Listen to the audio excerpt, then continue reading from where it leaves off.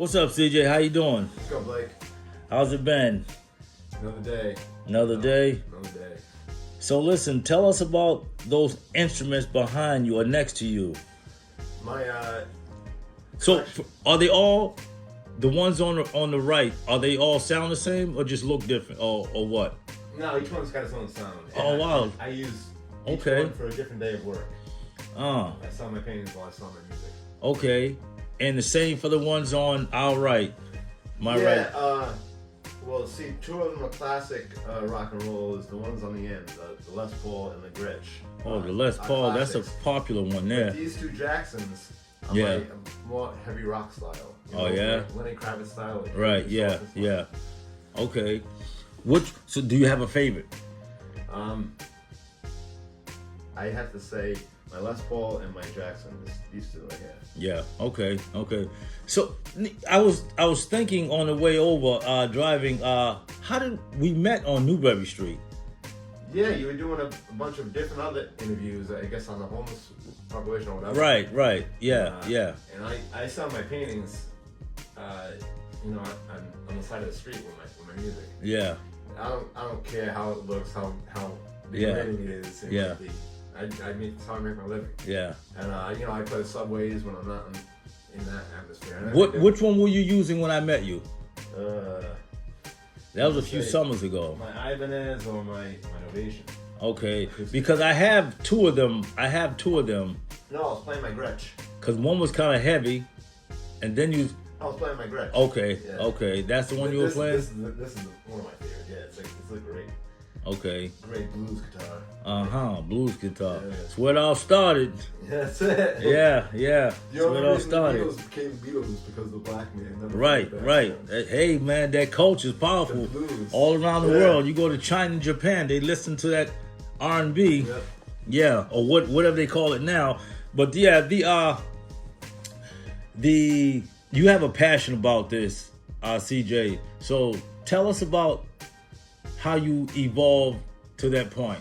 Well, I saw my uncle's band, my dad's brother, my two uncles, Gary and Dickie, and then Dickie's wife, Nancy. We were all in a band called Rocky Hollow.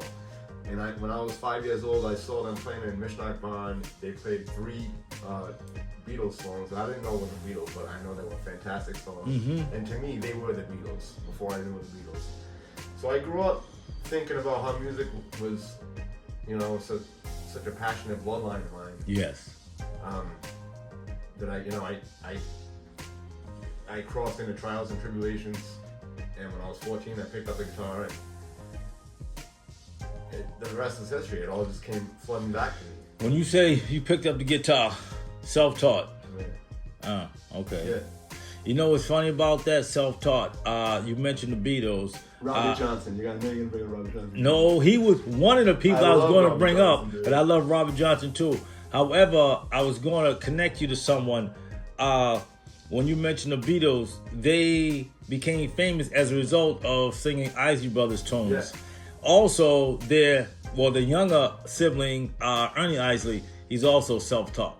He was a drummer and a bassist, and he picked up the guitar as a result of a remake of a Jim Morrison song that was remade by Jose Feliciano. Come on, baby, light my fire. Yeah. Ernie said he listened to The it. guitarist of the Doors wrote that. Yeah, right. And he was inspired by that version, and the rest is history. We hit a popular tune that Jimmy heard taught them him, do but that, he too. never picked up a guitar until after Jimmy was dead, and that song was, let me pick up the guitar. And, the rest is history. Yes. But yeah, that's just a little historical piece there. So when you use those, does it take you somewhere? Like was game face on, like bottom of the 9th inning, bases loaded. Whenever I play, that's exactly how I feel. Yeah, exactly. yeah. It's just like a baseball game. Right, man. yeah. When I'm writing a song, and I write every day, I'm a composer. I write new material every day, and I post it on my on the platform, Spotify. I post it on all these different platforms with each song that I write every day, and I sell my albums each week. And I feel like the game. I feel like a baseball player. Yeah. Each time Yeah. I sit down and write, and each time I go out there and I sell my paintings with my music. I feel like I'm playing ball. I feel like I'm 10 years old again, Blake. Exactly what you just said. That's my drive for life. it's not just a hobby, it's how I make my living. Right. And it's a hobby. That's beautiful. You know? But That's I couldn't have beautiful. said it better. I guess you're a weightlifter too. I mean, because that's exactly how I feel. Yeah, yeah. I feel the adrenaline whenever Right, I yeah. sell a painting or sell a CD or Yeah, perform my music, yeah. write my music. You know, those things that you're saying, the emotion, the draw, the drive behind what you do, the passion behind what you do, other people can pick up off of that energy. And it's kind of how we met, because I was watching you already, and I'm like, okay, this guy's in his own zone. He's like Freebird, Leonard Skinner, just doing his thing. And I'm like, and I felt the energy, so that's what brought me over there to ask you. And I saw your paintings and stuff. And so tell us about, because a lot of people are going to see this, and I already told a lot of people that, you know, I'm going to be interviewing this popular guitarist. Who. I'm not telling you. Just wait till you see it. But anyway, so you picked up the guitar and you started. What was in your mind? Did you have an artist you were thinking of at the time, a song, a situation? When I was 12, 13, I wanted to be Jim Morrison. Jim Morrison. I used to think he was so cool. Now I think he's an idiot. Okay. But when you're young, you think. Right. Yeah. You know? Yeah. He was trying. He's another one that's trying to act like the black people. Yeah. Just like today's society, the white men all try to act like. Yeah. Dude, people say I sound black. I sing like I'm black. I don't try to. Yeah. It just evolves. Well, you know, as far as the music goes, the cultural influence is everywhere. Yeah. That's no secret. It's all over the internet. You see everybody, you know, Dude, singing tell me about black it. music because it's what it is. You know, and it stemmed from oppression. That's where that was born from. That pain and suffering, you know, an outlet, an emotion. Like when I look at disco, that's an extreme emotion. Black people just get anybody. It can start with me, but once I let it out, anybody who wants to join in can join in. You know, I always tell people, look at the root of things, where it came from. Salute that and go and enjoy yourself. But yeah, as far as you go, CJ, and the music, I notice, because I see a lot of your stuff, and you do help people. You have an effect on people, so you need to know that you're not in this by yourself. We work and we operate differently, off a similar theme, but a different theme. But we're connected on this. That's why I'm here now, interviewing you, talking about or sharing an experience of how we connected with one another. You know, as individuals. Now I noticed you got, was that a little drum set over in the back? Yeah, I had a student when I was living in Providence, Rhode Island. Okay. This woman's son ended up giving that to me. I was teaching him guitar, and he had it in his closet, never used it. Yeah, so he gave it to me. And you got the what other instruments you play? I play piano, so I 2 full-size keyboards, harmonica. That's about it. Harmonica, huh? Drums. I took drum lessons in 6th grade. Yeah, oh yeah. But the here, play a little something for us. Play something.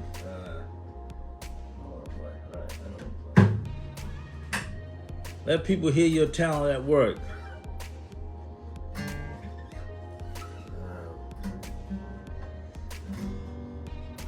You got me on the spot. Good.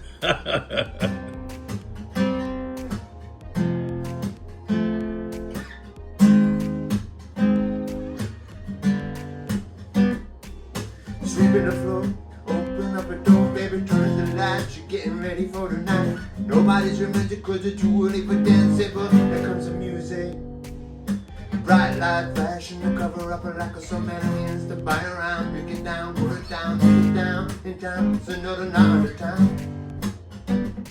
With the big man, from the man, better than the other man, he got the plan with the $1 billion, give a damn, and nobody understand. Become a smaller man, the bright lights keep flashing, but when the people dancing with the clown, yeah. She pick me up and down, yeah. The rodeo clown, yeah. So now on the town, yeah. The disco balls, spinning man, the music and the women and the shots of the killing men that said that they need you, but what they're gonna need is just a little on the breathe. Teeny bopping, queen, she barely understands. Means that Sally Button is the other kinds of things. Symbolical change, but the thing that is strange is that the change is the curse. And now she's just a part of the herd, yeah. Man, I thought that you heard, yeah. The change is occurred, yeah. It's just a part of the herd, yeah. Lights out, late night, wet ground. Trying to look look at him, he can look at you, yeah. She might be pretty, but they only piece of food. She might be pretty, but they only piece of let down by the corner. There's another one. Reaching out her hand coming from a fucking man. Well, she might be pretty, but he's done trying. Not dead, but definitely dying. And with the rest of the clown, yeah. Ooh, ooh. She picked me up and down, yeah, yeah. Ooh. Sweeping the floor, open up a door, baby, turn on the lights. You're getting ready for the night. Nobody's ready to put it too early for dancing, but here comes the music. Little Jack Johnson. Okay. Beautiful.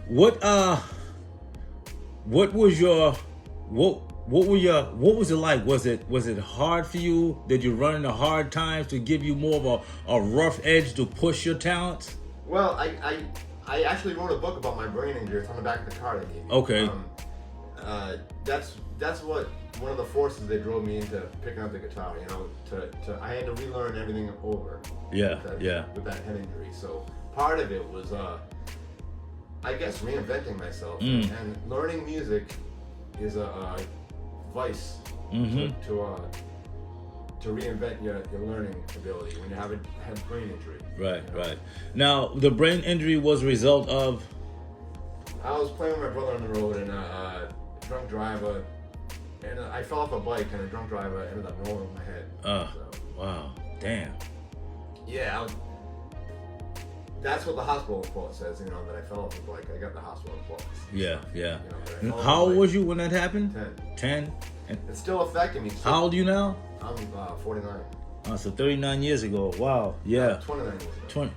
29. Oh, you're 39. Oh, no, I'm 49. Is that 40? Yeah. You were 10. Yeah, 39. Yeah, so 39 years ago. That's all right. Yeah, so you said it's still affecting you. Yeah. Obviously. Wow. Yeah. The memory, the slow learning, all that stuff. Yeah.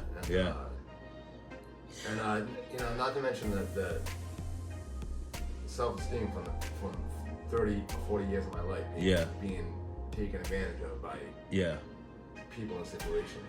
That's what, you know, right. Easy target. Right, to say the least. Yeah. And you know, that goes to show that you never know what road you're going to cross in life, meaning the energy you're going to connect with. And I'm going to repeat what I said to you earlier, that when I saw you, I said, all right, this guy's good at what he does. I knew nothing about you. I just knew that I had to interview you because you were in your own zone. And I can identify people in their own zone because I also have one. And sometimes it's intimidating to people on the outside looking in. It's like proceed with caution. But no, I like it.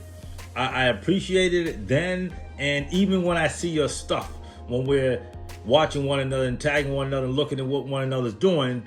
And so while I was in Seattle, the paintings, I met someone out there and I looked at him and I says, CJ, and he looked at me. He says, "Who?" I says, "Long story," because I'm like, "What are the chances of that?"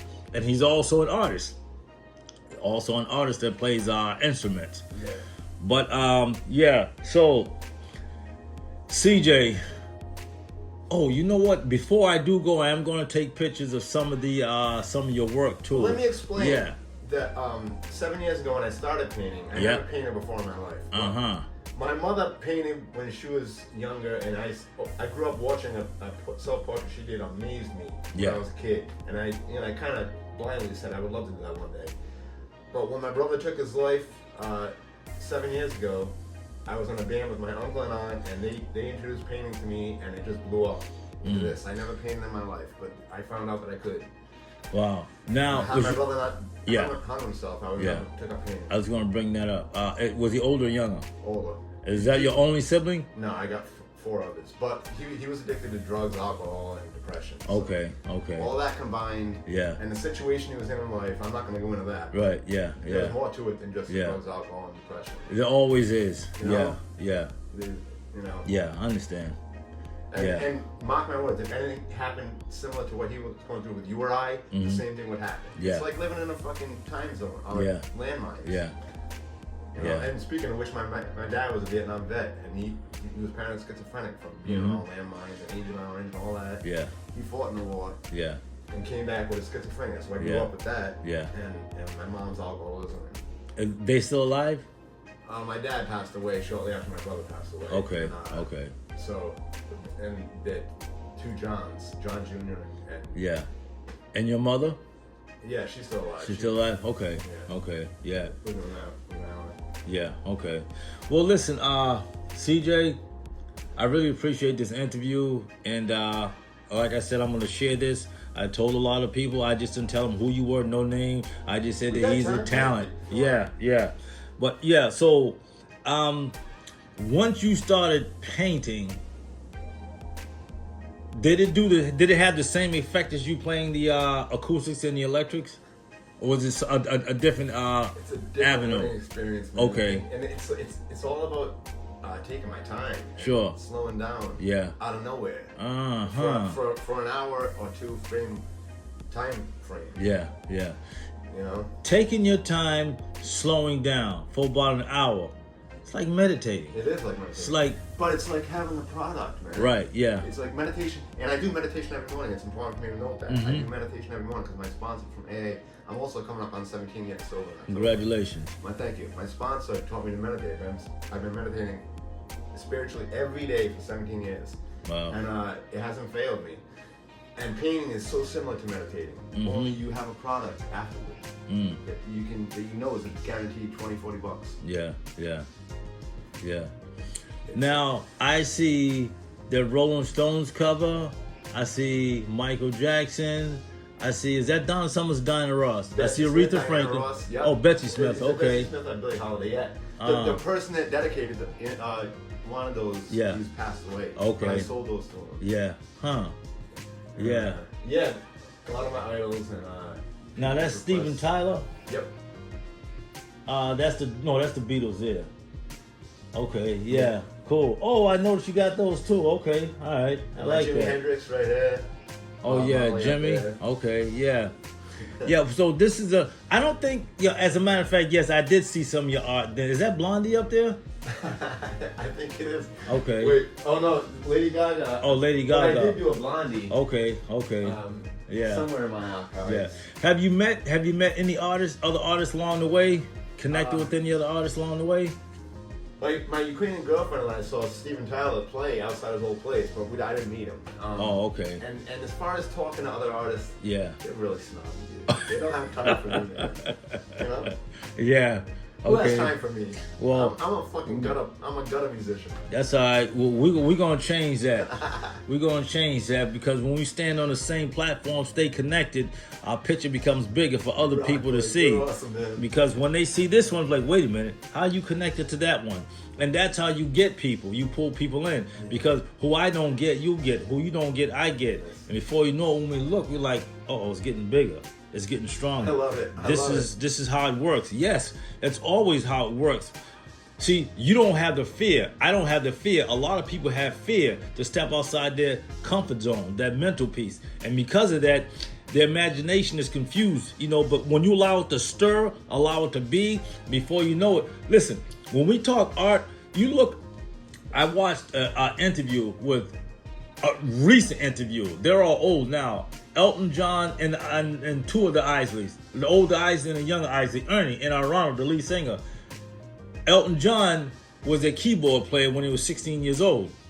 He was Reginald, whatever his name is, Reginald something. No idea. But anyway, and I remember reading about that article that he wanted to be from England. He wanted to be a keyboard player because he loved rock music, black music, R&B music. He loved it. And so he was telling them in the interview, I've always loved your music. And I heard him say T-Net Records. I'm like, okay, so he knows the history. I've admired your music. I always have. I loved it. Very profound, so on and so forth. So, and I'm saying to say, when it comes to artists, they are a different beast. When you listen to a soul group, an R&B group like them sing a song like It's Too Late by Carole King, if you just hear someone say this is going to be, and then you see it manifest, it's like, well, how's that going to connect? Just listen to the melody. Watch the tune. Listen to the tune. Watch it connect. Or Lay Lady Lay, or by Jim Croce, or Cold Baloney by Eric Burdon. Just listening to different pop tunes sang by R&B acts because they're on a different plateau. They know what they see, they know what they like. Or when they reinterpreted Summer Breeze by Seals and Crofts. And I'm saying this because it was a moment in time where an R&B artist didn't do that. There were others. You listen to someone like Bernie Worrell from Parliament Funkadelic. When they were doing acid rock, it was like, or the Pickney Brothers from Death. It's like, yeah, it's like Canned Heat. You know, like, wait a minute, what is this? But again, so you're a different level artist when it comes to that. Just because nobody knows you, I know you. See what I'm saying? And if I know you, then that says a lot for me and for you because we operate off a different theme but a similar theme. And keep in mind, Blake, you can catch my originals on the Spotify and the colleague. Oh yeah, absolutely, yeah. And so yeah, you have something. Don't think that you don't because you do. And other people that are gonna listen to this are gonna have their own interpretation and understanding of the sound itself and so on and so forth. But it does work. Now I noticed that there's a picture in the back of a woman with a hijab on, or is that just a sweatshirt? Oh yeah, that the skull. You mean the skull? Yeah. Well, see, a friend of mine painted that. Okay. And he gave it Lucas Colassa. Okay. Lucas Colassa. He's an artist from Providence. And that skull bandana is just a random bandana. Right. Okay. All right. Yeah. Art is powerful, man. Art is a message within itself, whether it's through that art form or through that art form, because it's all telling a story. That's why when I listen to music, I'm listening to the connectivity. I'm not listening to the opposite. I'm listening to what connects. So what connects, it makes it bigger for everyone. So you're on the road. You're already there.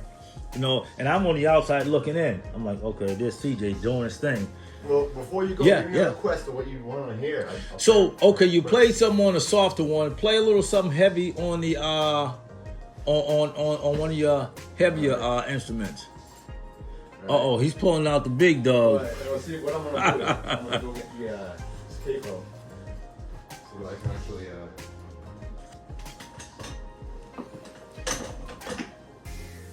Okay, so what I'm gonna do, pull this back. Well, actually, I'm just gonna do a musical. Actually, no sure. lyrics. Okay.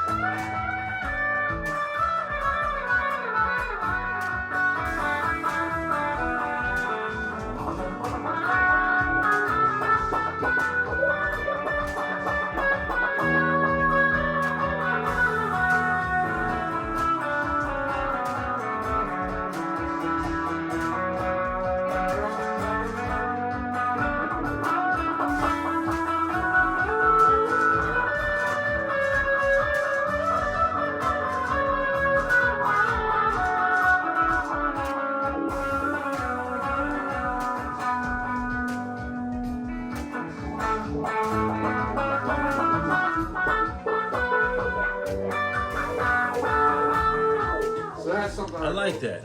That's something you wrote? Yeah.